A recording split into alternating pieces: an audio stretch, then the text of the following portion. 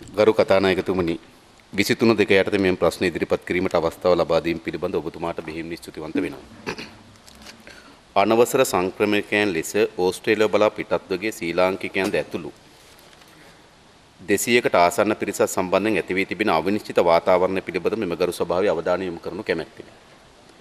පසුගිය ජූනි මාස අගදී විදේශ මාධ්‍ය හෙළිදරව් කර සිටියේ ඒ කියන්නේ ගරු කතානායකතුමනි 26 වෙනිදා ශ්‍රී ලාංකික අනවසර සංක්‍රමණිකයන් රැගත් බෝට්ටු දෙකක් ඕස්ට්‍රේලියාව ආසන්න මුහුදේදී අනතුරට ලක් වී ඇති බවයි. අනවසරයෙන් ඕස්ට්‍රේලියානු මුහුදට ඇතුළු වූයේ යයි කියමින් මෙම බෝට්ටු දෙක සහ සංක්‍රමණිකයන් ඕස්ට්‍රේලියානු බලධාරීන් විසින් අත්අඩංගුවට ගෙන ඇතැයිද එම වාර්තා හෙළි කළා. කෙසේ වුවද ඕස්ට්‍රේලියාව මෙම සිදුවීම සම්බන්ධයෙන් කිසිදු අදහසක් කරු කතානායකතුමනි ප්‍රකාශයට පත් කරන්නේ නැතුව ප්‍රතික්ෂේප කරලා තිබුණු බව වාර්තා වුණා.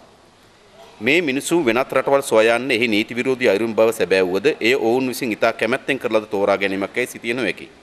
මූලික වශයෙන්ම ඔවුන් මෙහුම් ලබන්නේ ජීවත් වීම දුෂ්කරතාවය සහ සුවපත් ජීවිතයක් පිළිබඳ සීන විසුණුයි.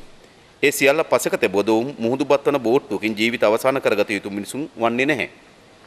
පසුගිය 7 වෙනි සඳුදා ඕස්ට්‍රේලියානු බලධාරීන් විසින් අත්අඩංගුවත් ශ්‍රී ලාංකික සරණාගතයින් 41ක් මඩකලපොට ආසන්න මුහුදේදී නාවික හමුදාවේ සමුද්‍ර නාවිකාවට බාර දෙනු ලැබුවා.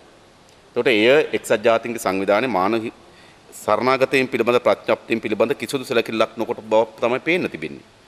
මේ පිරිස අත්අඩංගුවට ගන්නා ලද්දේ කවර ස්ථානයකදී යන්න හෝ කවදාද යන්න වැඩි විස්තර හෙළිදරව් කර නැති බව මාධ්‍ය වාර්තා කර තිබෙනවා. එසේම ඕස්ට්‍රේලියානු ආගමන කටයුතු අමාත්‍ය ස්කොට් මොරිසන් ඕස්ට්‍රේලියානු මාධ්‍ය වෙත ප්‍රවසා ඇත්තේ අත්අඩංගුවට ගත් වෙනත් බෝට්ටු හෝ වෙනත් පිරිසක් ඕස්ට්‍රේලියාවේ නොමැති බවයි. ඔවුන් පළමුව කිව්වේ මෙහෙම පිරිසක් නැහැ කියලා. එසේම මේ පිළිබඳ වැඩිදුර අදහස් දැක්වීමද ඔහු ප්‍රතික්ෂේප කර ඇති බව වාර්තා වෙනවා. කෙසේ වුවද මේ තත්ත්වය තුළ పూర్වයෙන් අත්අඩංගුවට ගන්නා ලදයි වාර්තා වූ සෙසු පිරිසට අත් වූ ඉරණම පිළිබඳ ඇත්තේ අවිනිශ්චිත තත්ත්වයක්. වාර්තා වන අන්දමට ඔවුන් වැඩි පිරිසක් ශ්‍රී ලාංකිකින් බැවින්ද ඔවුන් තම රටට ඇතුළත් කර ගැනීම ඕස්ට්‍රේලියානු විසින් ප්‍රතික්ෂේප කර ඇති නිසාද ඔවුන්ට අත් වී ඇති ඉරණම පිළිබඳ සොයා බැලීම වගකීමක් මෙම සභාවට පැවරෙනවා. මෙම තත්ත්වය තුළ පැන නගින පහත ගැටළු වල පිළිතුරු අදාළ අමාත්‍යවරයා විසින් ගරු සභාව හමුවේ තබනු ඇතයි බලාපොරොත්තු වෙනවා.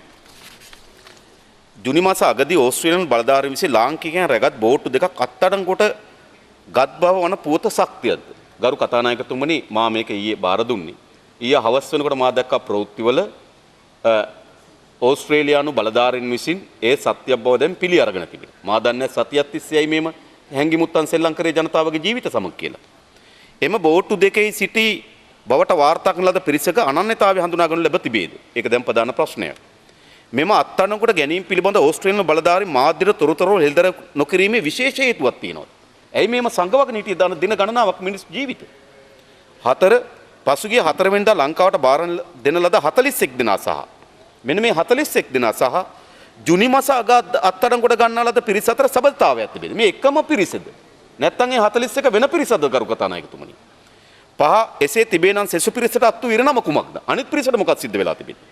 ඕස්ට්‍රේලියානු සමග අත්සන් තබා ඇති ගිවිසුම් වලට අනුව ලාංකීය අනවසර සංක්‍රමණිකයන් සම්බන්ධයෙන් අනුගමනය කළ යුතු ක්‍රමවේදයක් තිබෙනවද යන්න මේ ගරු සභාවට කරුණු ඉදිරිපත් කරනවා ඇතයි ආණ්ඩුව පාර්ශ්වයෙන් මා බලාපොරොත්තු වෙනවා ගරු කතානායකතුමනි. Honorable Speaker, may I answer the questions that Honorable Andrew Kumar Dissanayake has requested. With regard to question 1, it is true that the Australian authorities have intercepted 2 boats in late June that have been carrying Sri Lankans.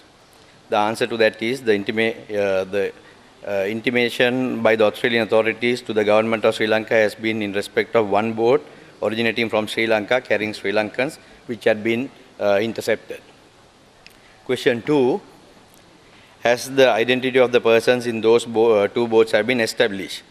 Answer is identity of the occupants of the said boat has been established.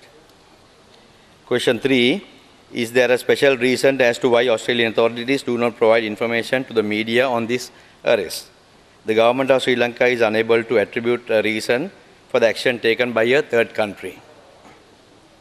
Question 4, is there a connection between those who had been arrested in late June and those that were handed over to Sri Lanka on the 7th of July? The answer is yes. The government of Sri Lanka has information only on the 41 illegal immigrants who were intercepted in late June and handed over on the 7th of July. Question number 5, if so, what happens to the rest of the people? The question does not arise. Question 6, what is the methodology that is adopted in respect of the Sri Lankan illegal immigrants in terms of agreements signed between the two countries, Sri Lanka and Australia? Answer is a memorandum of understanding has been signed on 7th November 2009 between the governments of Sri Lanka and Australia concerning legal cooperation between the two countries against the smuggling of migrants. Joint working group on people smuggling and transnational crime has been established in Sri Lanka and Australia through an exchange of letters by Honorable Jason Clare, Minister of Home Affairs at that time, and by Honorable G.L. Piris, was signed on the 26th of November 2012. The officials of this government meet and discuss matters pertaining to combating people smuggling on an annual basis. That's with respect to the Bali process. Then thereafter, Sri Lanka and Australia work in close cooperation on combating people smuggling, which is an ongoing constructive engagement between two domestic operational agencies, which underlines the commitment to work together in practical ways to address people smuggling issues.